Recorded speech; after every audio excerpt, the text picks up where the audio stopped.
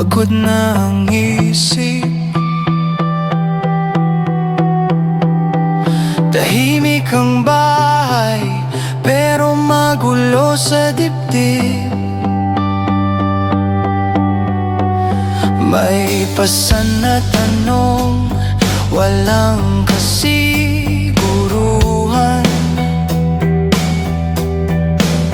pero tuloy pa rin kahit walang kasamahan.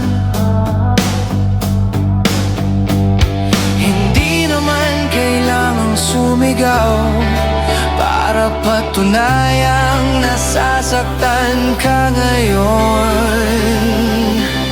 Ito ang tahimik na laban, walang palakpak, walang nakakaalam. Araw-araw dahan-dahang lumalaban, kahit sugatan hindi sumusuko ang damdamin.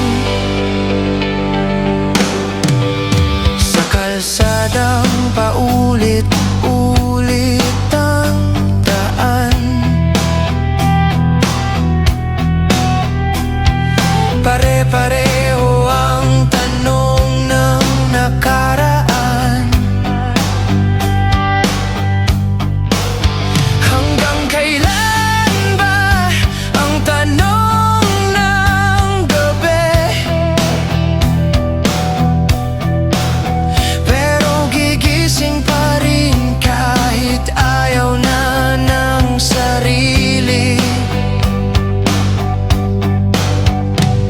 Hindi lahat ng sugat ay kita, pero pare-pareho ang